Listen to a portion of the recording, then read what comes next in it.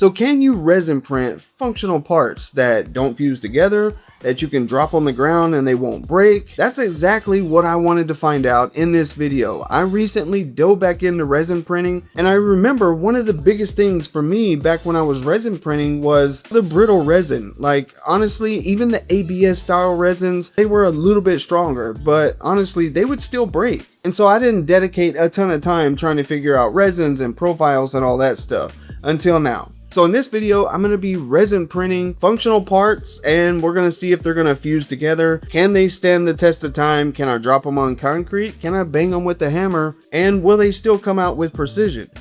So with that said, let's get into the video.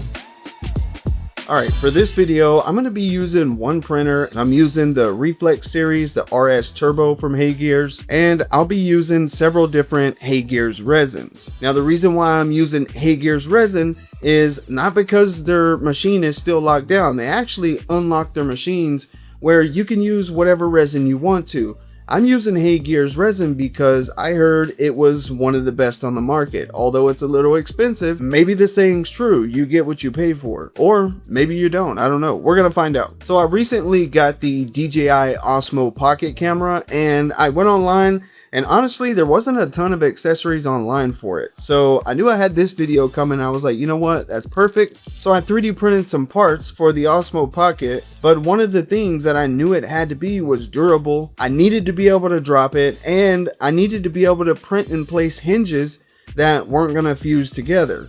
With the HeyGears resin, if you use it in their machine, then you don't have to worry about printing parameters, none of that stuff. All you have to deal with is supports. And honestly, even if you didn't want to deal with that, I found the auto slice feature to be super on point. Like, every time I used it, except for a handful of times, it was pretty spot on. There was a few times where I had to go in and adjust the angle of the model, and I had to go in and actually adjust the settings on supports because it was adding way too many supports. But you can adjust that in auto supports. That way, next time you hit auto supports, it generates with those settings. So I ended up printing the cold shoe adapter for the Osmo Pocket 3. And then I printed a flap down screen cover that actually opens up and closes. I also printed a Arca Swiss base plate mount that allows me to take the Osmo Pocket 3 and just stab it into my tripod without having to connect it or screw in screws or anything. It's super simple here in the studio. I just leave that connector on top of my tripod. I stick the Osmo Pocket 3 in, and it's good to go. I did try to put a heat insert into it so I could actually screw it into things, and yeah, that didn't work out. So I've never actually tried to put a heat insert into resin before, but apparently, yeah, it's not gonna work. So if I had gave it like 5 seconds of thought, I mean, common sense tells you that it won't, but I was just in the zone and I just took off on it, and yeah, it was a waste of time. So you will need to, like, if you want to do a heat insert in the resin, you're gonna need to epoxy it in there, unless I'm just missing something. But yeah, it was definitely not melting the resin. Nothing like FDM. I don't even know what I was thinking. For the flap down screen cover, now that's a pretty fragile part, and it came out good. I used a piece of filament to run as the hinge because it didn't have a print in place hinge option. So that came out super good. Now I want to show you the cold shoe adapter and how it came out. So all the Osmo Pocket 3 parts were printed in PAH10, so they're high temp, high resistance, so they can be out in the sun. They're impact resistant, you can drop them on the ground, they're not fragile. So I thought they'd work out really great for these accessories because sometimes I'll be outside with them, and I'm probably gonna drop them every now and then, and I don't want them to break. I was super surprised at the quality on this little print in place part with the hinge.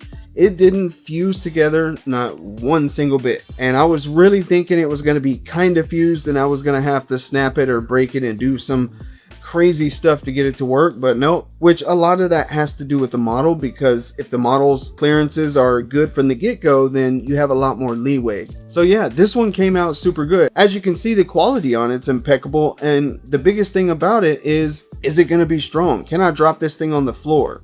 And am I going to be able to close it without it snapping this little bitty thin piece that runs across the clasp right here? That's not a very thick part, and a lot of pressure on typical resin, it would just crack it. And as you can see, it goes around the Osmo Pocket 3 really easy, but it's a really tight fit. I had to really push on this thing to get it to close. I was sure this thing was gonna break, and it didn't. So I was super surprised at that. So now it's time to take it off and do the drop test and see if we can just drop it. My floors are concrete, so if I can drop it here, then 9 out of 10 anywhere else I'm at, it should be pretty good. I swear, I've dropped this thing 20 different times, and the one time I do it on camera, it breaks. But let me show you where it broke. Because where it broke at is kind of telling that it is actually pretty strong. The only parts that broke were right here, the thinnest piece on the model, which are the top parts of the hinges. That's the part right here. You can see this one didn't break,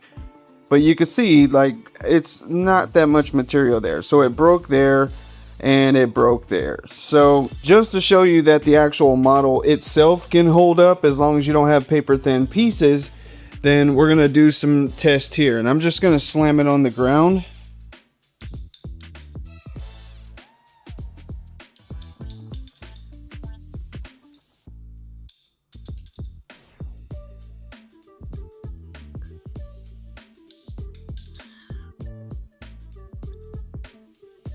Get a little bit more slam on it.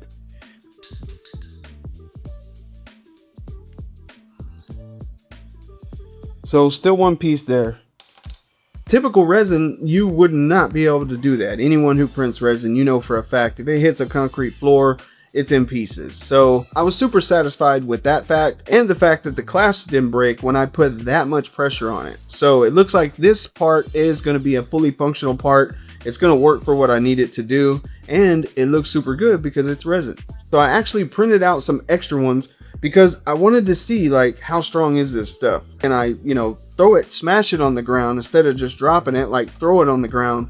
I just wanted to see like what it takes to break them. So we're going to do that here in a minute. But first I want to show you the hinges that I made for the Snapmaker U1. So I printed out a pod top for the Snapmaker U1, and I really wanted to do the hinges in resin. And I actually did something super cool with these hinges. So after they got done, as you can see, I took them over to my UV laser, and I lasered Snapmaker on one side, and then I lasered U1 on the other, and it came out super cool. So that's another thing that you can do with your resin prints. I do it with my regular FDM prints quite often. They're fully functional, but they were in two pieces. These were not print in place. You basically print one side, you print the other side, and then they kind of snap fit together. But I honestly thought they were gonna break when I put them together because it was a super tight fit. Now these are FDM prints. These weren't resin made prints or whatever, but honestly, same thing. You could take a file straight off of Maker World that's for an FDM printer and bring it into your resin, print it usually just fine. Not always the case. Sometimes you have to adjust things. Yeah, I really like how these came out. Now I printed these in the PAU11, and I wanted to make sure I had good clearance and all that good stuff. But it goes in and I got plenty of clearance, and it's really loose, good enough for hinges to flow properly and open the door without being super tight. So if you have a laser, you can like laser stuff onto your resin prints, and it comes out like it looks professional, as you can see. So if you made it this far in the video, obviously you're a real one. So I want to share this with you. We're going to be doing a YouTube series called Makerspace Makeover. I'm super excited about it, and what it is we're just gonna travel the country and do makerspace makeovers. So it could be you, it could be your friend, it could be anybody. We're gonna be accepting emails where you can just email us in. It's gonna be similar to like the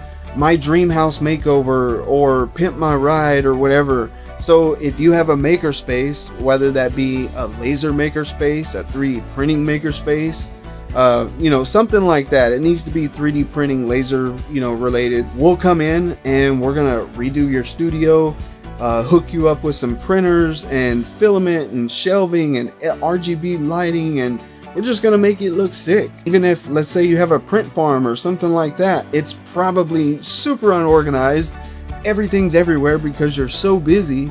Then we can come in and make it look amazing, organize it for you, put LED lighting under the shelves, and do all this amazing stuff and do it for free. And we've got some huge sponsors for it. I will say we don't have any guaranteed sponsors, but we've talked to Prusa, we've talked to Polymaker, we've talked to AliExpress, and so far all three of them said they're on board. We haven't locked anything in yet, but they're all on board. So we'll let you guys know when emails are open and you can start sending them in. I'll post that email. Do not send me an email. Don't send the producer an email. The email has not been created yet. It will be created. Once it's available, make sure you're subscribed and we'll push it out and you'll know about it. So you can send us in your story. We'll check it out. If it's something that jives with the show, then we'll have hard decisions to make. We'll have to pick people, and that's it. We'll pick people and we'll go do cool stuff, and everybody wins. And we'll probably even do giveaways on the show for the audience. So yeah. All right, now moving on. So the other material that I use was a PAF10 clear. So it's the same thing. It has a little bit of flexibility to it, but it's just clear. And I printed out a whole set of keyboard caps. But to show you some of the flexibility, you can see in this keycap here, like I'm bending it here, and you can clearly see that it's super strong and it has a ton of flex to it. Like, you're not gonna snap this stuff unless you just almost fold it in half. So I really want to get that post-processing solution, because if you can get the resin clear again, like you can with that solution that they sell, you can do stuff like these keychains right here. You can do these circles, do 2 clear circles, and then you can put a piece of paper in between and sandwich them together, and then you can make keychains like this that are super clear. These were actually done with acrylic and cut out with a laser, and then they have a sticker inside, and then they're sandwiched together. So the next part that I printed is probably the most useful. I printed a plate holder for the printers so that when the print's done, I can just simply take it off, hang it on there, and let all the resin drip out. While I'm off doing other things, I can just let this thing drip. And I trust it to hang above the vat, that it's not gonna just snap and fall down and crack my glass. This was done with the PAH10. Now moving on to one of the more difficult prints, and that's this planetary gear system. Now there's a lot of ways for this thing to fuse, and honestly, that's exactly what it did. Now, as you can see here, it actually deformed, and that's due to mostly because of the angle that I had it at, and then probably some suction and peeling going on that wasn't correct, and maybe even under supported. I'm not sure. But nonetheless, this part was not going to work even if it didn't fuse because of the deformation on the back. Now, I printed it again and it fused again. Now, this part right here, this little ring that I have here, it's not cured, but I wanted to show you like how strong it is even before it's cured. Now the full set here, it's been cured. Actually broken on accident while messing with it, but as you can see, it has a crazy amount of flex to it. I'm not even sure how I broke it. Now this ring hasn't been cured, and you can see even with it being uncured, it's still just as flexible. I would argue that the cured one is actually more flexible than the uncured one somehow. So I'm gonna squeeze this uncured one, and you can see it's not gonna break. It has a lot of flex to it, but then it also has a lot of rigidity to it that will allow it to be a strong part. Now you can see I broke it there. Now this one that's been cured, you'll see that it doesn't break. Like I broke the uncured one, and the one that is cured, it's almost impossible to break. I almost have to bend it backwards 100% at a whole nother circle to get it to break, basically. So while we're breaking stuff, I might as well beat on some of these parts. This is PAH10, and it doesn't have the flex that the PAF10 has, but again, it's still pretty strong. You can see it's taking some pretty good wax to crack it. And yeah, I get it. I know what you're saying. This is a little weenie hammer or whatever, but it has a metal tip, and this thing, I guarantee you won't want to hit your finger with it. It's definitely putting out some force for sure. You can see it's breaking these parts. It's just taking a little more force than what your typical resin would require. So yeah, let me show you this portafilter cleaner that I built. So the outside I did in PLA. The only thing on this thing that's resin would be the inside. I did do one of these parts in resin, but I decided not to use it. And then the purple here, that's my filament, that's Morphex, and it's a special TPU that starts out as a 90A and then it morphs into a super soft 70A once it's extruded, making it super easy to print with and super soft in the end. And last but not least, I printed out these house numbers for a house that I'm building, and these will go in direct sunlight. They'll be on the front porch. It's kind of covered, kind of not, but yeah, I thought the PAH10 would be perfect for this because it's high temp and Texas, As you know, we have high temp, but only time will tell if they last through the summer heat, and I'll keep you guys updated on that. But before we go, I wanted to show you guys the cure station, maybe run over the printer real quick, and let you check out the wash station, because it's probably one of the more different wash stations that I've had come through here, and I think it's pretty cool. It's got a 2-bucket design where you'll fill 1 bucket with alcohol. That's going to be your wash bucket. And then you drop the models in there, you put it on this plate right here, and it's gonna run around like crazy. And honestly, I really thought that this thing was gonna rattle my shelves to death, but it doesn't. Surprisingly, it's a lot smoother than I thought.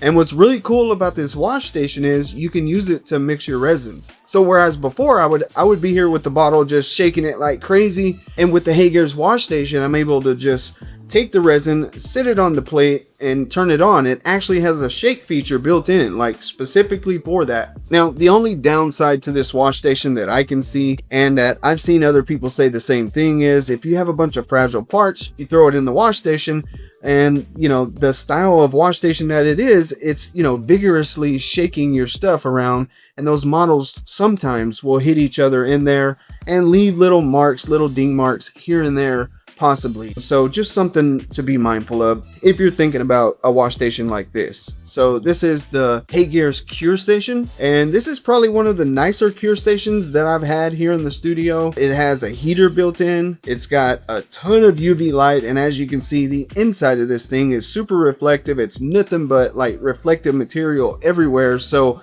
every single bit of your part is going to get hit with UV light, including the bottom, because the tray is also clear. Now, as I mentioned earlier, you can send your file to the printer, you can send it to the wash station and the cure station.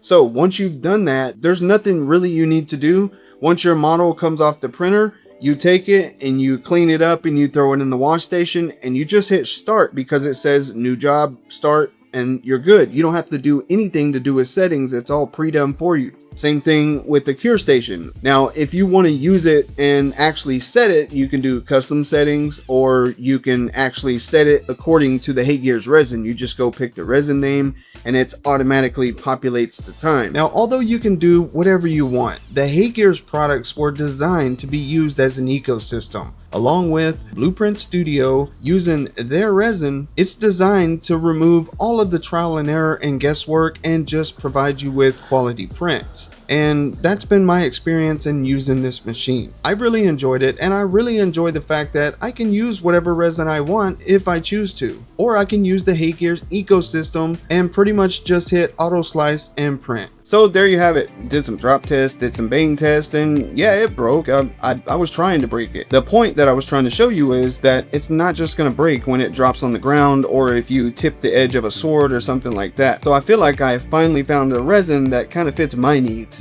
Will it fit your needs? I'm not sure. That's up for you to decide. Same thing with the Reflex RS Turbo. Do you like that machine? Do you like the whole ecosystem of HeyGears? They've got some of the best resin selection and quality in the game, and that's why I'm kind of venturing off into the HeyGears world, because I went to Rapid TCT and I had no idea that they had so much resin, and they got probably some of the widest variety of flex resins there are. So I might do a video on that at some point. And they've also got a UV printer coming out. I think everybody's coming out with a UV printer these days. HeyGears is coming out with one too, so I can't wait to see that thing on the market. And they've also got a huge resin printer coming out. I interviewed them at Rapid TCT, so I'll be posting that video here shortly, so make sure you're subscribed. And I hope this video helped you guys. Maybe you were looking for resin, or you're looking for a whole ecosystem printer that you could also print other third-party resins on, but I really just wanted to show you guys that you can print functional parts with resin if done right, and you don't have to always be scared to drop stuff if you're using the right resin. I'm by no means a resin expert. There's a lot of guys out there with a lot more experience than me on resin. My thing is FDM, but I can attest to everything that I experienced, and in my opinion, the HeyGears resin, although some of it's pricey, they do have cheaper resin. So if you want to go check it out, let me know what you think about it, and until next time, stay ready to 3D print. We'll see you in the next one.